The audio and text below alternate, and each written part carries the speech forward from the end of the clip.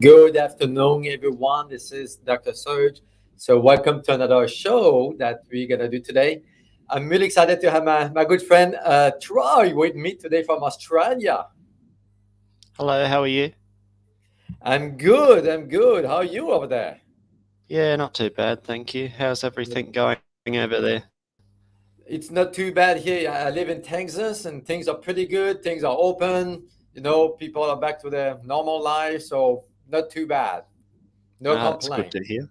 Yep, I know that's we good to hear a hear. lot of news from Australia. It seems to be pretty intense over there in some places. Yeah, it's getting a little bit crazy, but what do? You just have to deal with it, I guess, and get on with the best you can do. Exactly. There's not much you can do, right? Keep up with the life and keep up with the fight. I know you're pretty Yeah, active yeah, over there. yeah. No, I like to keep active. There's a lot to fight for within the Yeah. health industry, that's for sure. Yeah. So yeah, so we'll be going through a range of topics with you. With weight loss, causes of weight issues, and stuff like that. Yeah. So, did you want to start talking about like weight loss and what the main causes of weight loss is?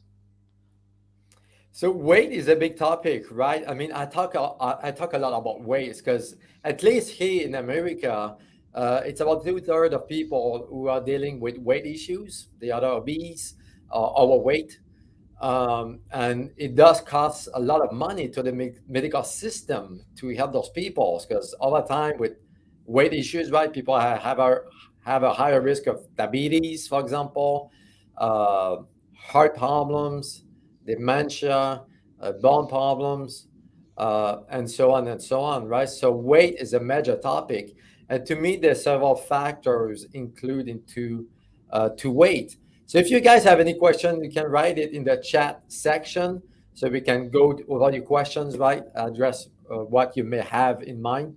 So the first thing, of course, when I meet people with weight problems is to look at the diet, right? I know you're a big fan of paleo, keto. I am as well. I really like low carb diet for weight loss. And we've known this for actually decades. I remember when I was reading on science about weight and heart problems and different things, I came across a study that was done, I believe, in the 50s, if I recall correctly. That was about 70 years ago. And back then, as you may know, there was two school of thought. Some doctors thought that animal fats would cause heart problems, and the other a group of doctors will say that sugar or carbs will cause heart problems, right? At least here in America, there was this big debate between these two school of thoughts. And even today, a lot of people are confused about animal fats. That's something, if you want, we can talk about later. But at the end of the day, that study looked at this hypothesis that carbs or fat cause problems, health problems. So what they did back then, it was a bit crazy back then, but they took about 20 people. Actually, they took 60 people, divided those 60 people into 20 people, three groups. And what they did was pretty extreme, is they fed the first group of people a diet, I believe was 6 weeks of 100% protein, just meat for 6 weeks. And then the other one, they fed fat for 6 weeks. And the other group, they fed them carbs for 6 weeks. They wanted to look at the macros and what would be the impact of the macros on health issues. And they wanted to look specifically at heart disease, right? That was back then the big question: what causes heart disease? So they were really shocked to found that people who were on the fat and the protein diet will lose weight, and people on the carb diet, sugar diet, will gain weight. And they realized that the health, the heart markers, the cardiovascular system markers would improve on the protein and fat diet and would get worse on the carb diet. So we've known for 70 plus years that a low carb diet is the key to go for weight loss. And there's a lot more research today, I mean, you can read hundreds of papers from different research groups, different doctors, scientists that support this. And that's why the keto diet is so popular and so amazing for weight loss that a lot of people try it. So keto, it's wonderful. I love it. It's a low carb diet. And the question that people ask me, how low do you have to go, right, on the low carb diet? It depends a little bit. From my experience, most people need to go like to below 20, 30 grams a day, which is really low carb, right? Some people would do 40, 50 grams a day in order to lose some weight. So it really depends on your body chemistry, your metabolism, your hormones, what's going on with you. But you have to go really low carb in order to kick start this metabolism and start losing weight. Yep, that's very true. With the in regards to that, before I get on to my next topic, a few questions. Is one, the when it comes to sugar, I know sugar is one of the main problems. I know there's a few hypotheses how sugar can turn to fat in a way. Are you able to explain that? Like it doesn't turn to fat exactly, but it adds to the fatty stores and that sort of thing. Are you able to explain that? Yeah, that's a good question. Man, I think you're touching a really important topic on this. And I follow quite a bit of people on Twitter, for example, on this topic. They are expert in that field. We don't really fully understand how the whole thing works. But we know when you go low carbs, you lose weight. And when you eat carbs or sugar specifically, you tend to gain weight. It may not be necessarily true for everybody, but for the majority of people, that's the case. And you're right. When you eat fat, your body actually start using the fat as a source of fuels to make ketone, for example, to feed the brain, and so on. So eating fat does not make you fat. It's really the carbs.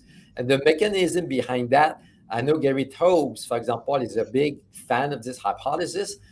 So this carbohydrate insulin hypothesis. So meaning when you eat carbs or sugar, the insulin spikes in the body, right? Which is a normal reaction because when you eat carbs and sugar, your body makes more insulin in order to store that sugar into your fat tissues, like we said.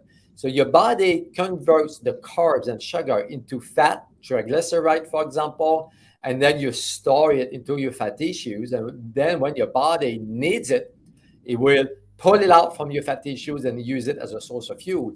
So it seems that insulin is a major hormone behind this mechanism. But it may not be necessarily true. There's other observation of that suggests that it could be insulin independent.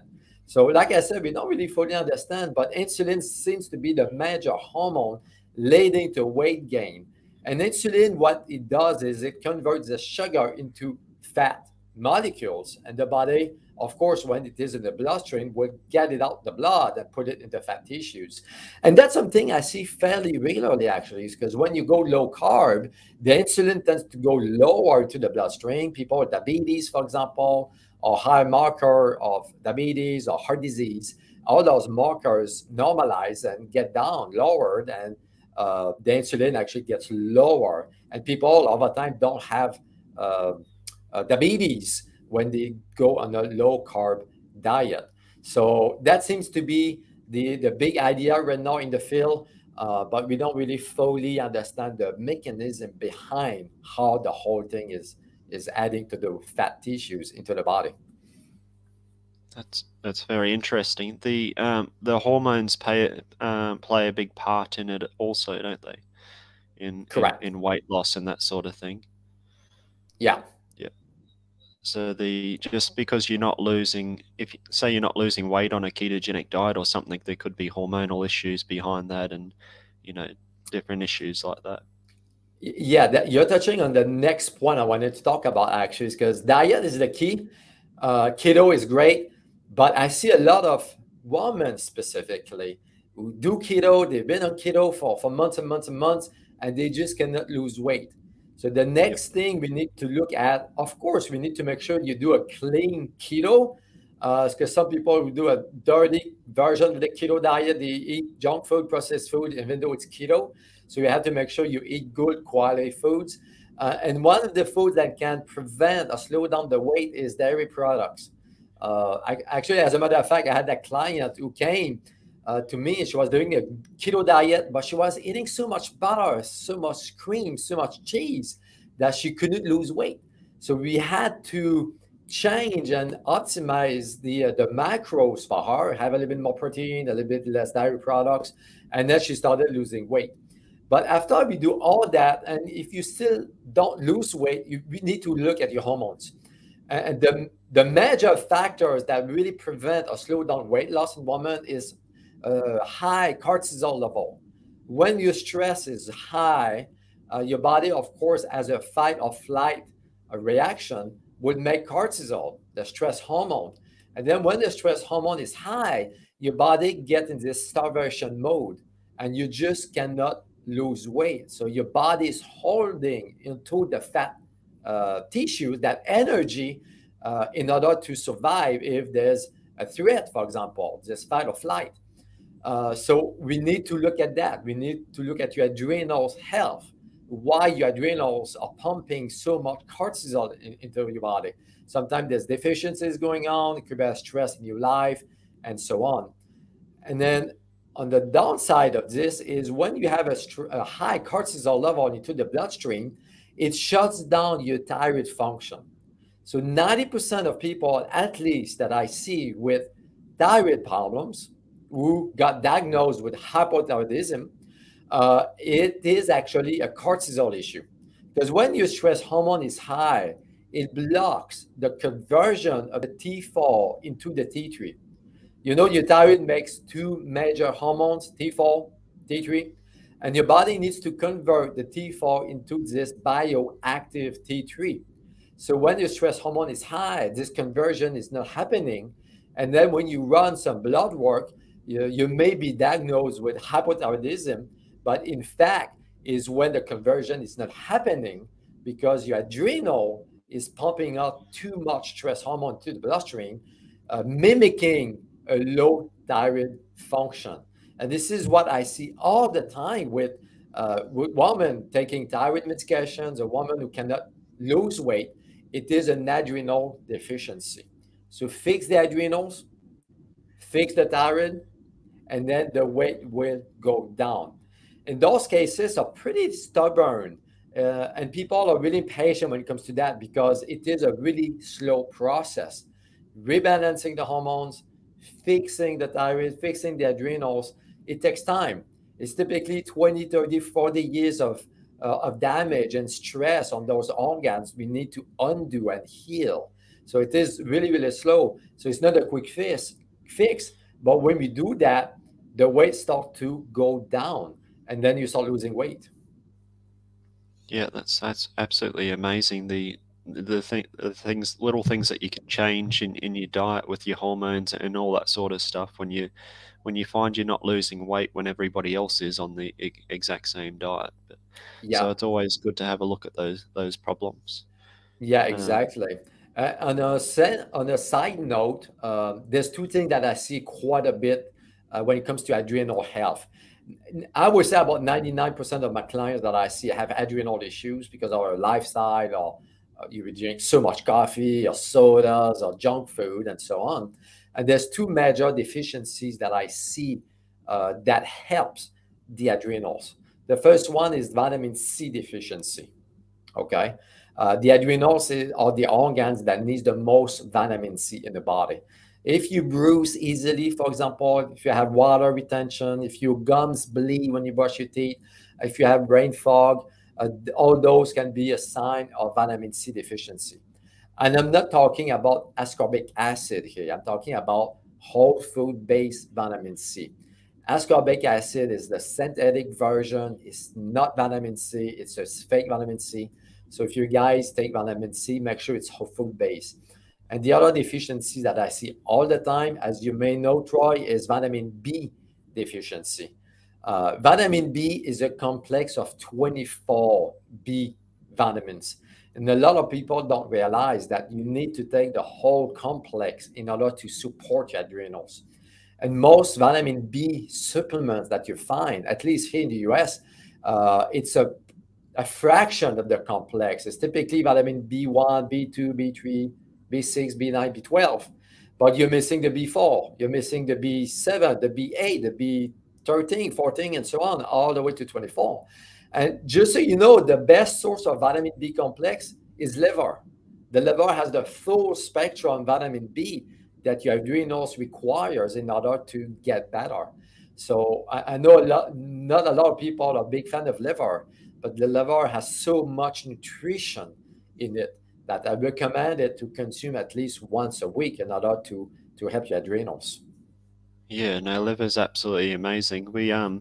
I use the beef liver capsules here in Australia, the grass-fed beef liver capsules, Australian made in Tasmania, and Wow. they're just amazing. They've got it. A lot of people don't like to eat liver, Yeah. and it's a mix of that, and also the meat here in Australia is getting quite expensive. It's really ridiculous to get good price grass-fed meat. Oh man. I can get it at an okay price, but yeah, a lot of people, it's just steak is like $56 a kilo. It's just yeah, ridiculous. Wow. I mean, So here in the US, the price since the beginning of the year has increased, depending of the meat, 40, 60% more expensive. It's ridiculous. yep, yeah, yep. But the beef liver is a little bit cheaper, but it's still on the expensive scale. But the Yeah. liver capsules are really good because they're in a gelatin capsule and they're easily absorbed, and it's basically nature's multivitamin beef liver. So yeah, I think it's Yeah. amazing.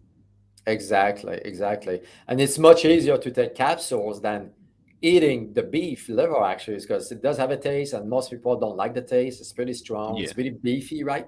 So yep, taking the capsule is really, really nice. yeah. It's very convenient.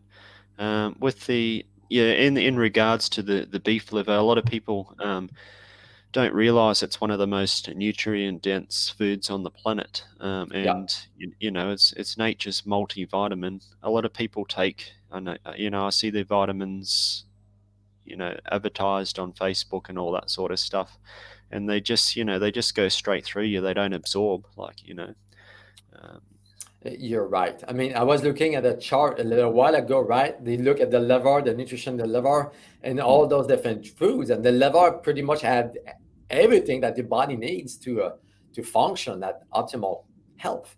So it's really yeah, fascinating. yep. The heart organs and stuff like that are still pretty good as well. Not as good as liver, but there's still nutrients and stuff in there. Yeah. What other foods would you suggest when it comes to immunity and stuff like that? Immune boosting foods.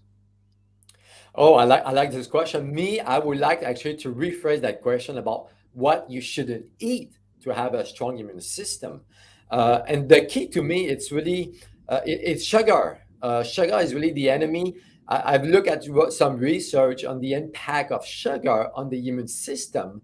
There's some papers that look at how long the sugar impacts your white blood cells and your immune cells. And some of the studies actually show that every time you eat some sugar, your immune system is depleted for up to 2 weeks. Can you imagine that for 2 weeks, 14 days, your immune system is not working at optimal function?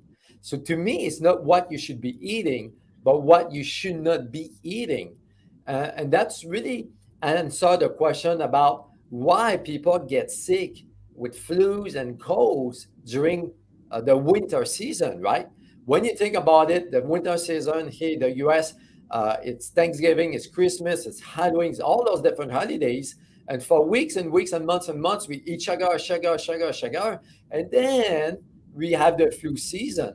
So to me, the flu season it is a sugar issue. So if you don't eat sugar, you don't get sick. I haven't been sick in forever because I don't eat sugar. I follow a good diet. So sugar is the first thing to address. Cut out the sugar.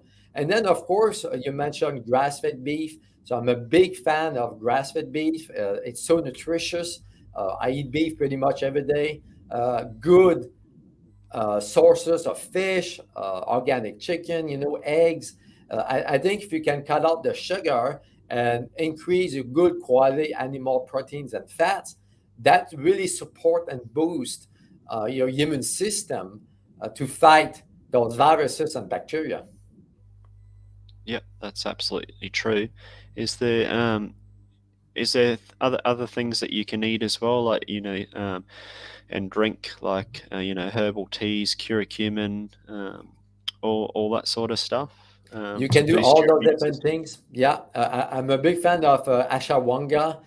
That herbs is wonderful to normalize your stress in the body, your adrenals, because again, the adrenals are so important to control and optimize your immune system. So if your stress is high in the body, your immune system goes down, and you're more at risk of getting infections. So ashwagandha are amazing herbs for that. Licorice, of course, a green tea, all those different teas and herbs, lavender, you said turmeric, curcumin. So you can do all those different things to help supporting your body. But if you don't address the sugar intake, all those herbs do not really uh, benefit you. So it's counterproductive. So you need to make sure your diet is optimal first, and then you can do all those different spices and teas and herbs. Yep, yep. And the sugar's a main issue. Even when it comes to obesity, everything. Like if you cut sugar out of your diet, if everybody cut sugar out of their diets, we wouldn't be in this pandemic that we're in with the obesity and all that sort of stuff. No, we won't. Right? I'm sure you know about the studies done on people who got the virus, the COVID-19, right? Who died from it, got infected. 94, 96% of them had preconditions. They were obese, diabetic, heart problems, cancer. So if you can eliminate the sugar and optimize your diet, we shouldn't be in this pandemic right now. And addressing your vitamin D levels, I think it was 90 plus percent of those people had vitamin D deficiency, right? So to me, vitamin D is so important when it comes to boosting and supporting your immune system. You may have to supplement it if you don't spend the time outside or during the winter season, for example. But you're right, sugar is the enemy number one. What other than sugar, what other toxins and that sort of stuff are people consuming in their normal lives that they don't really understand that they're consuming? Yeah, I mean, the other big one is vegetable fats. All those vegetable oils, the corn, soybean, canola, cottonseed, grapeseed oils. All those oils are really high in fake omega-6, denatured, rancid, bad omega-6, omega-3. That can cause a lot of problems. As a matter of fact, there's a lot of research showing that those oils are one of the main factors contributing to diabetes, fatty liver, heart disease, cancer, and so on and so on. So if you can cut out sugar, and then the next step is to make sure you consume good quality fats, and those fats should be animal fats like eggs, bacon, tallow, duck fat, so on and so on. When it comes to fats, there's a lot of you touched on the dirty keto and the keto foods in the supermarket, but the main reason I don't eat, it's very rare that I'll eat a keto product just because I enjoy cooking with whole foods. But you look at the keto products, and not just keto, a lot of the vegan products, to be honest, and all that sort of stuff, they're labeled healthy, but they're full of like canola oil, vegetable oils, all these toxic oils. So the Yeah. most of the ingredients may be healthy, but instead of using coconut oil, they're using vegetable oil or canola oil. Yeah, that's a really good point. I think everybody should learn how to read labels, right? And as you know, Troy, some of it is they go with the cheapest component, the cheapest ingredients because they want to make some money, right? It is a business at the end of the day. But you have to start reading labels, like you said, canola, safflower oil, sunflower oil, corn oil. So all those are not natural; they are processed and they are oxidized oxidized oil. One of my good friend, Dr. Brian Peskin, he works here in Houston, where I live, and he wrote a book. He writes several books. He wrote several books, but one of the books that was the most exciting to read about was it was called "The Healing Truth of Cancer," and he looked at what causes cancer, and he found out that the main cause of cancer is vegetable oils. We've been increasing the consumption of those oils since the 60s, 70s, because we believe that animal fats were driving the pandemic of heart disease. But today we know that it's not true. So for the last 50, 60, 70 years, we've been consuming vegetable fats, and those vegetable fats contain trans fat. So that was my point, is trans fat is the main factor or one of the main causes of cancer. So if you can cut out those vegetable oils and consume coconut oil, like you said, and all those animal fats, you reduce your risk of cancer drastically. Yep, that's a cancer's a big issue. A couple of my friends have been, getting cancer and that sort of stuff, and there's a lot of cancer on the rise in general. The people that you wouldn't think would be getting cancer are getting cancer. So Yeah, it's not, yeah, it's definitely on the rise. it Uh, is. I mean, here it's about one out of two Americans who will get cancer during their lifetime. I don't know if you're familiar with Dr. Otto Warburg. He's really famous in the cancer field. I mean, he passed away years and years and years ago, but he was a German, actually. And during the war, the Second War, he won two Nobel Prizes for his science, his research. And he showed that cancer develops or arises when the cells or the mitochondria lacks oxygen, because the cells runs off on oxygen. And then when that happens, your mitochondria use fat as the main source of fuel. So when the oxygen goes down, your mitochondria start to use sugar as a source of fuel. That's why cancer feeds off sugar. So when you have cancer, you have to cut out sugar. But my point is what causes the cells to lack oxygen? The main factor doing this is vegetable fats. When you eat vegetable fat, vegetable oils, or trans fat, those fats get into the cellular membrane. You know, the cells has a membrane, so those fats get into it, and it prevents the oxygen to get into the cells, and the mitochondria gets depleted in oxygen. So as a survival mechanism, the cells start to use sugar, causing acidity into the cells, leading to cancer. So if you can increase the oxygenations of the cells by cutting out vegetable oils, vegetable fats, trans fat, the oxygen gets into the cells, that kills the cancer cells, and that prevents the cancer. It's really simple, actually. But because we've been using vegetable fats for so many years, people are afraid to eat more animal fats. yep. The touching on that as well with the with the treatments of cancer, I see a lot of the in the hospitals. I don't understand why they feed them the sort of food and diets that they feed them. Even when they can't eat solid food, they're just feeding them liquids of high carbohydrate, high sugar foods. They're on Yeah, chemo when it's been shown that fat starves cancer. And sugar, like you said, sugar feeds cancer. So it just doesn't make sense with with all the knowledge we've got these days why they still do that. you're right. It's so frustrating actually to see that people go to the hospital and the only thing they feed them is carbs, carbs, carbs, carbs. And no wonder why people don't do any better when they get treatment at the hospital. Yep, yep. Yeah, we've got so much knowledge out there now, so many new studies. Like they're not even a lot of them aren't even new when it comes to cancer these days. We've known for years that fat starves cancer and sugar feeds it. Carbohydrates, feed it. So Yeah. um, yeah, so they're either not looking at it at the new information, or they just don't. They just want to go with the old hypotheses, really, which is sad. It's really sad, and it is at the end of the day a big business here in the United States. It's really crazy how much money they are making out of this. I mean, I'm really sad to say that, but I don't think they really want to find a cure for cancer. It's really a business thing. It's a money thing. A lot of my people, actually, patient goes to Mexico, for example, they cross the border and they get treatments over there for cancer, and people come back cancer free.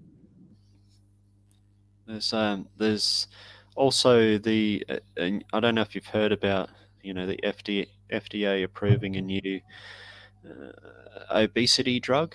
It's basically, to what it does is it suppresses your appetite. It's basically a massive appetite suppressant drug, and Yeah. it's I mean, touted again, this new. it is a Sorry, band-aid on the problem, right? It doesn't fix the yeah, problem at all. If you no, cut no, off the no, sugar, you yep, naturally eat less, yep, right? If you eat more fats, more protein, you feel more satiated. yep, You eat less, you lose weight. yep. And that way, the when you're taking a drug to, try to cure obesity, and you're starving yourself, you're not really doing any good. Like you said, if you're on a ketogenic diet or a paleo diet, you're obviously going to, you know, be less hungry less often, but Yeah, that you're suppressing your appetite, but you're also getting the foods that you need into your body. Whereas exactly. if you're taking this drug, you're not getting all those nutrients in food. You're not, and you're making things worse over time because you never address the root cause of the weight problem, right? The diet, it could be hormones, could be deficiencies. But again, people are looking for a quick fix. They want something quick to lose weight, but it doesn't happen. You have to fix the body first.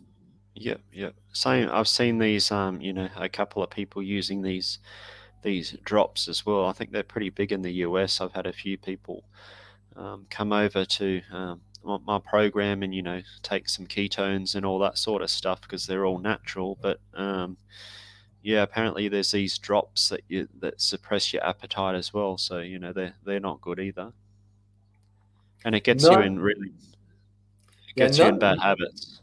yeah, none of those products are good actually. It's No, just causing more problems. yep, and it gets your habits. It really gets you in bad habits when it comes to food, and Yes. Yeah. and feeling like you're starving all the time, and when you come off these drops and appetite suppressants. I mean, people gain the weight back. It's worse. They get in that yo-yo, right? They lose, they gain, they lose their weight, and as they do that, it impacts the adrenals. Actually, like I talked earlier, the adrenals get even more stress in that fight or flight, and it makes things worse, and it gets harder over time. I mean, I had a patient who did that, those drops, right, for years, and she would go on and off on those drops, appetite suppressant or ACG diet, and all the different things. And then over time, she really, uh, I mean, she really destroyed her health by doing those drops and supplements and products. And the adrenals were totally shut down. They were shut off. We had to get the adrenals to work again, and she gained so much weight. So there's no quick solutions to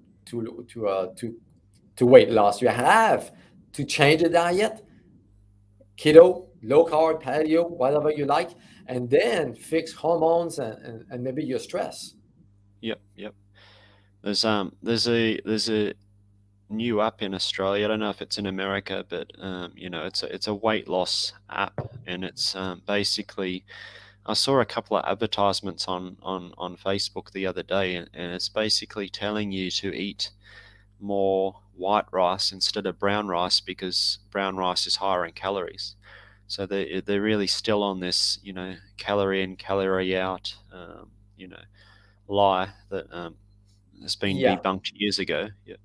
yeah, yeah, Even though brown rice has more calories, I'd prefer not to eat it at all. But if you're going to eat rice, eat brown rice because it's you get a lot more nutrient dense, a lot more healthy. It fills you up with less.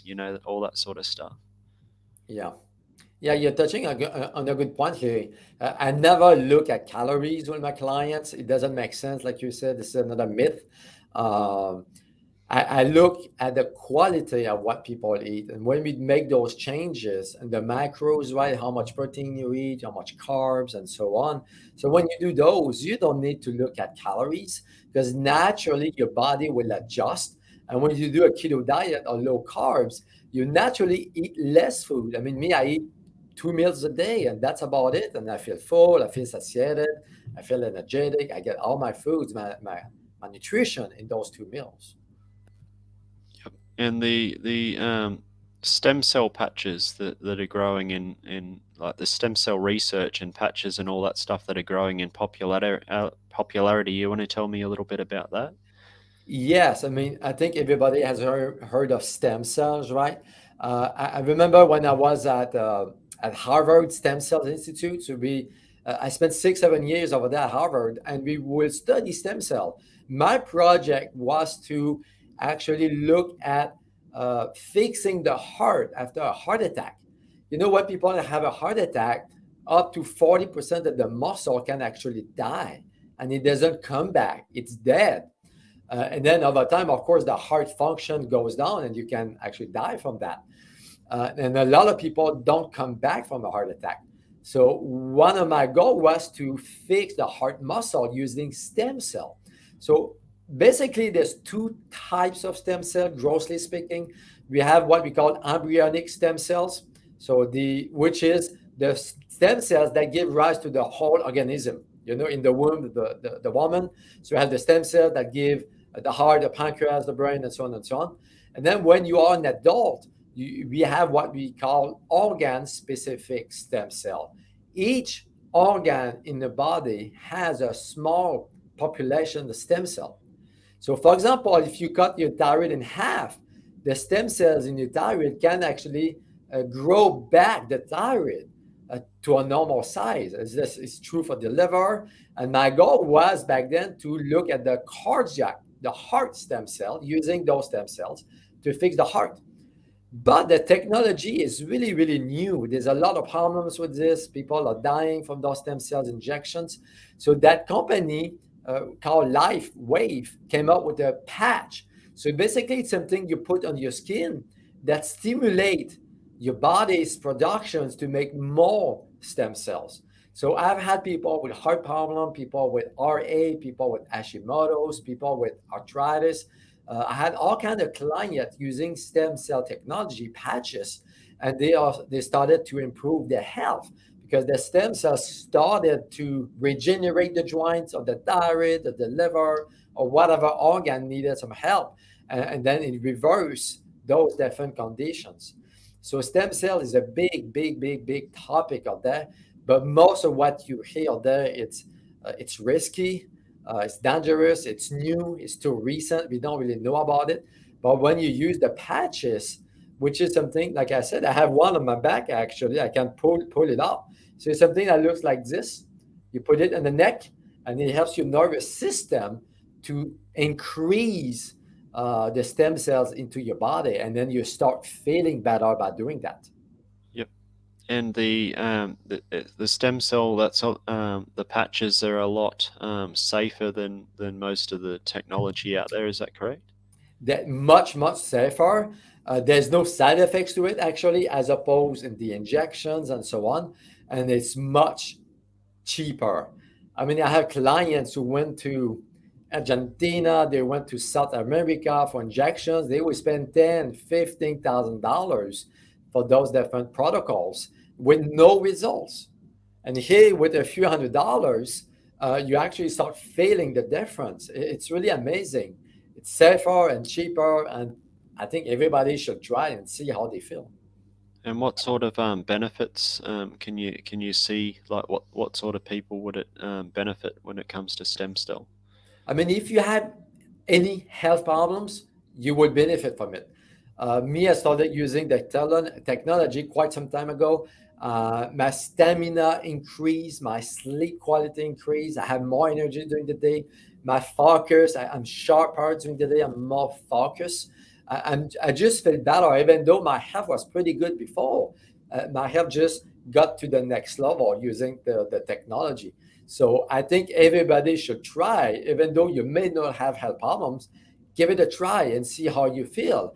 And there's no hurt to do that because you just support your body's stem cell. And at the end of the day, the goal is to prevent your body to get diseases over time. So it's really a prevention idea here. It's really make sure you stay healthy as you go in life.